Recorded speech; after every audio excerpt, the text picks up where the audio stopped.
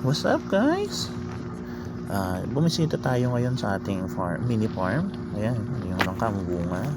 Tapos magre-replant tayo nitong paro.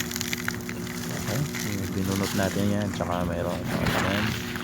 Ito pa isa.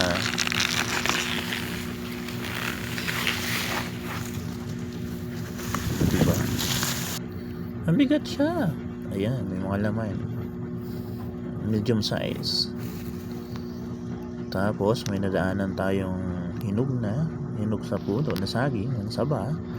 Kaya pinutol natin yan. So, diba? Fresh.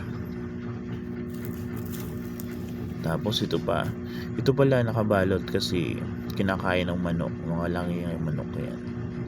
Nililipad pa naman. Ayan yung mga tanim natin. Tapos meron naman tayo nadaanan dito, saging. Hinog na naman siya, kaya putol na naman. Okay, tapos may natira pa ng ating kalabasa.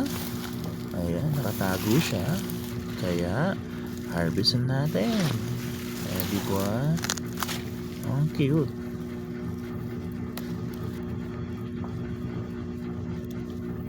Kaya pang maputol. Yan, naputol din.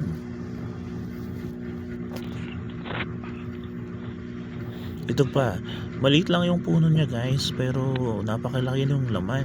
Itong ang tawag ngayon, kamuting kahoy or kasaba. Yan, malaki. Maliit lang yung puno pero malaki yung laman niya. Kaya swerte tayo dito. Ayan siya. Hindi ko lang na-videoan pero may kamuti pa ako nakuha dyan. O yan nga pala yung nakuha natin lahat over all in all. That's all guys. Thanks so much for watching.